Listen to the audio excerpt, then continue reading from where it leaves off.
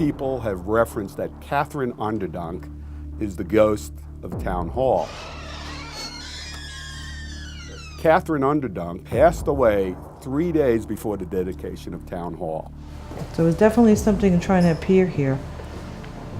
It shows the construction of Town Hall, and this is dedication day. It's very clear the Onderdonks would have been invited to this dedication. This is a very big social event. An employee did a title search on the property, and where Town Hall is now built, there was a house owned by the Onderdonk family. So if I was to think of which Katherine Onderdonk is haunting Town Hall, it would be the Katherine Onderdonk who died 3 days before the dedication of Town Hall.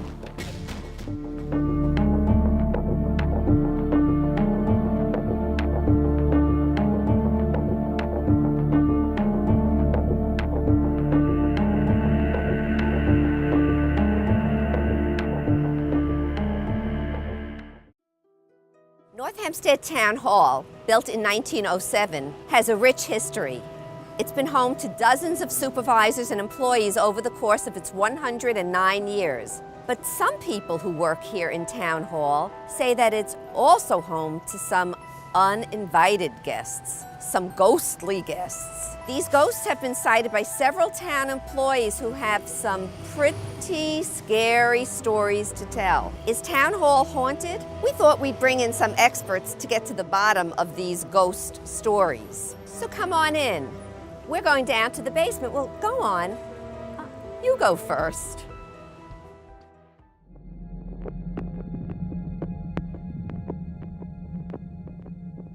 They're not harmful. They're just like observed. They observe everybody. So it's like even like late afternoon and early morning, everybody's starting to see these people just like kind of like walk right through there.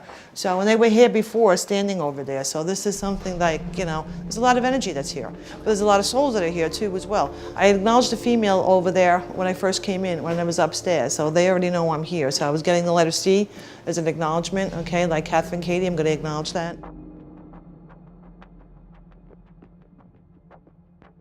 Yeah, there's a female ghost in this room.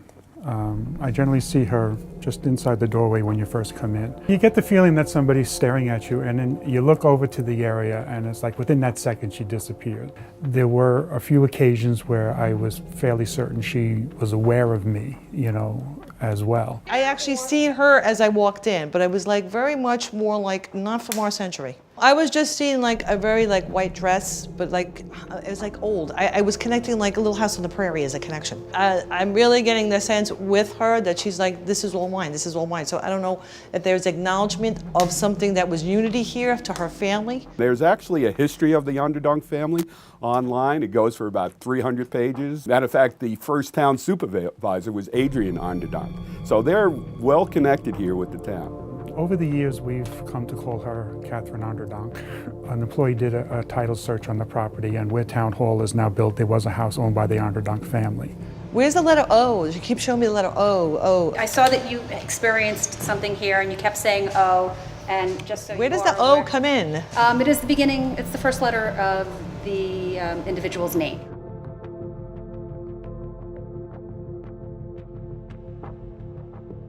She stands about 5 foot tall, wears clothing that I think is like 1890s. You know, it's the kind of clothing, she had long sleeves, but it buttoned up the front. Like, it was like a silhouette. It was a silhouette of a dress. I don't even know what color, you know, it might have been white, it was just a bit of a silhouette. So you just like, you look really quick and she's standing there and she's staring at me and I'm staring at her back and she disappeared.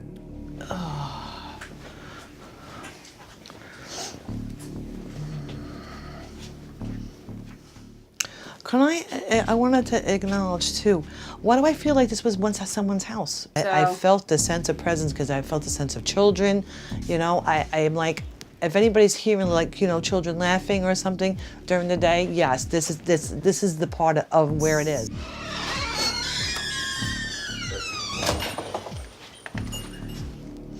It's definitely a schoolhouse connection. There was a schoolhouse across the street too. Yeah, where Mary Davies Park is. That was a school. Yeah, that was definitely a schoolhouse as well. This part, and even across the street, you know, this is where they have the activity. They walk across the street. You have to realize spirits do walk, and they do. Probably about 10 years ago, the then town clerk had a local psychic come in. He basically said there's a female presence back here and that she was a school teacher. I've always just taken it that, because I only see her over there, that was the confines of her house, and that she's sort of looking out the window for her students to walk by or something like that. One night we were here doing the taxes overnight, and I happened to walk out of the office, go towards the machine that we were doing the taxes, and as I walked, thought to myself, somebody's looking at me. So I turned around, and that's when I saw the woman ghost, just like she was just in a dress, and she's just staring at me right outside that door. And she looked at me, I looked at her, and then she disappeared.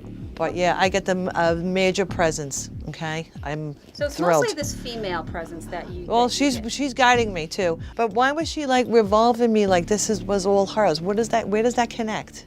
The Underdonks were into real estate. They were attorneys, judges, and you know, anything. They were always located in the Manhasset area as well.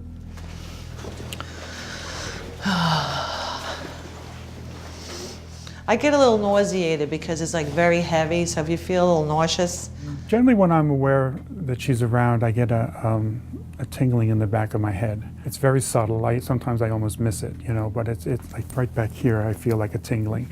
And then I'll turn around and I'll look, and that's when I get a glimpse of her. And then, you know, as soon as I see her, she disappears.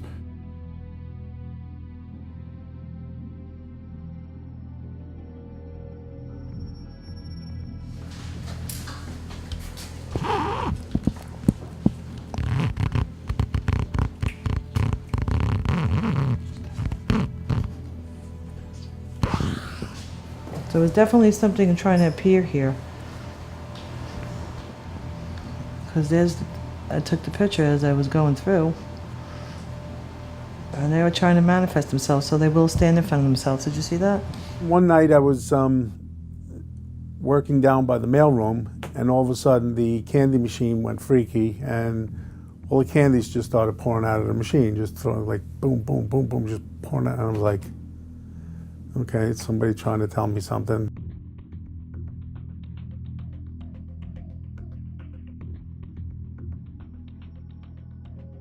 It just popped again on the stairs. Okay. Come back one more time.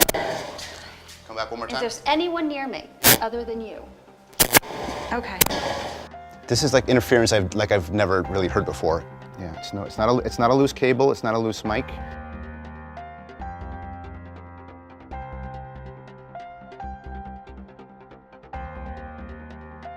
There has been a lot of people who have experienced Katherine Onderdonk. Is that true?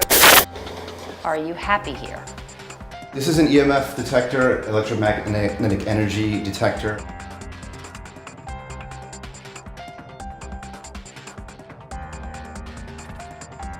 My gear interferes with this, so that's why I was hoping somebody else, well, maybe you could. Really? But it could be just the area. Really? Right here.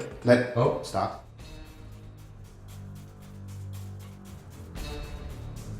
So, but you do have a little girl there that's hanging out with you. I apparently have a 4-year-old little girl that I apparently share space with in this building. So either one, yes, a 4-year-old girl. And this is where I feel really lightheaded. And I'm feeling really sad right now. I am overwhelmed with sadness. I am really overwhelmed with sadness right now. I don't understand why. That's pretty off the charts.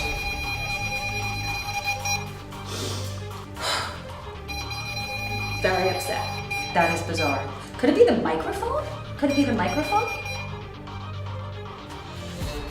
Really? No, clearly not. It stopped. Maybe, was that an answer possibly from her? Could it be the microphone? Maybe she's saying no. Well, like I said before, I really didn't believe in it, and every time everybody said it, told me about it, I was like, yeah, okay, until I saw it myself. I wouldn't say I wasn't a believer, but I wasn't a non-believer. Once it started to happening to me, I was like, oh, I guess I'm a believer now, you know, because I'm seeing it. But I still don't have any answers to why or what, you know, it is. But, you know, that I do now believe in spirits and ghosts, and I think that they're around us, and we're just not aware of them.